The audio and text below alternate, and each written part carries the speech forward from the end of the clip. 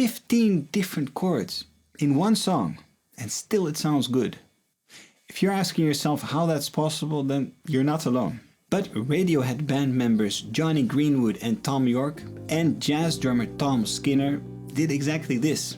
Wall of Eyes by The Smile is an amazing song, and if you haven't heard it yet, then what are you waiting for? I immediately got In Rainbows vibes the first time I listened to the song Wall of Eyes.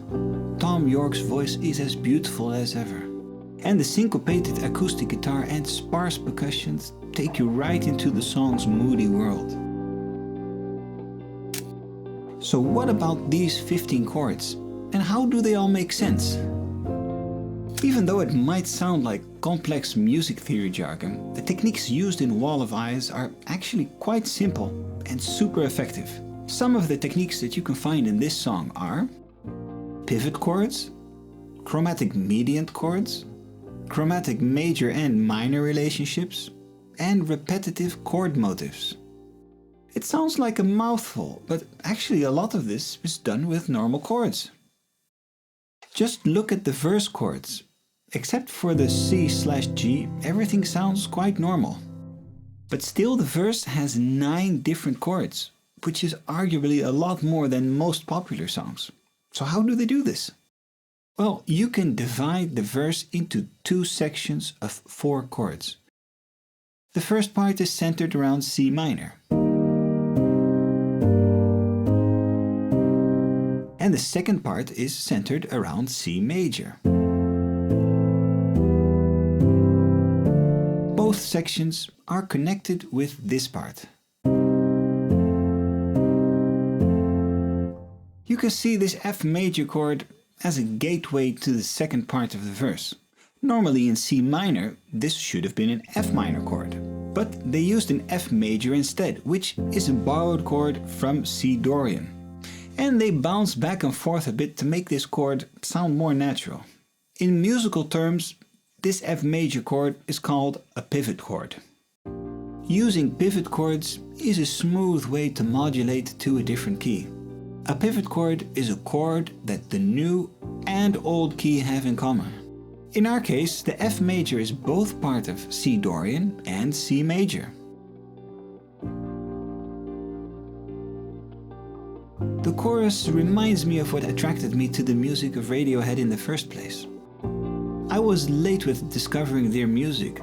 To be honest, I only started listening to them because someone I liked was a huge fan and I wanted to know why. But one thing that I immediately fell in love with was their harmonies. Even though The Smile is not Radiohead, it does remind me of it. Now these are some beautiful chords that we have in the chorus.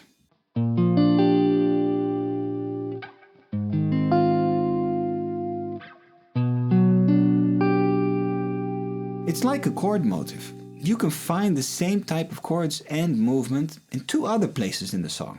Here, check out all 3 variations.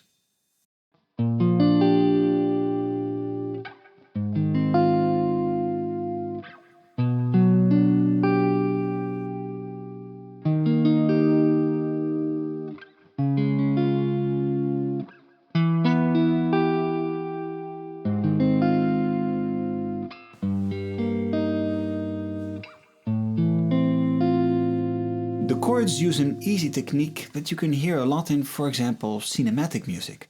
But let's forget about the added tones for a minute. Because what's most interesting is this major-minor thing going on between the first and the last chord. This is what it sounds like when I take out the chord in the middle. Now tell me, doesn't this sound good? And you can also play it the other way around.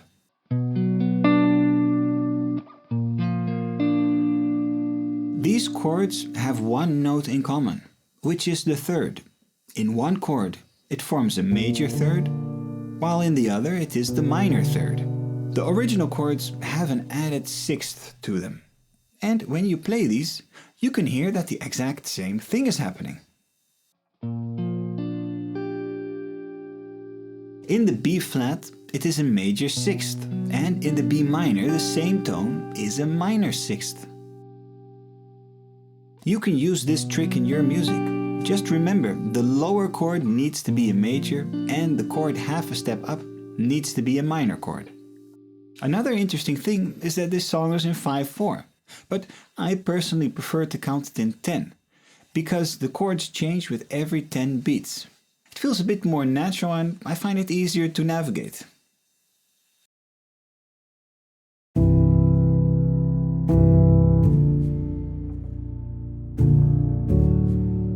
I know there's still one burning question, and I will post a full song analysis on my website.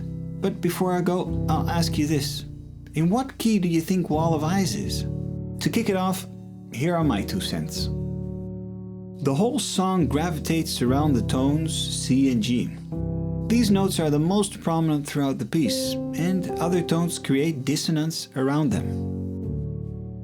The vocal melodies build up and cadence on the note C during the verse. And during the chorus, the vocals and strings clearly create tension around and want to reach the notes G and C. Oh, and yeah, harmony-wise, there's a lot of mixture going on. So if you like this song and my analysis was helpful, then why not share it with a friend and give it a like?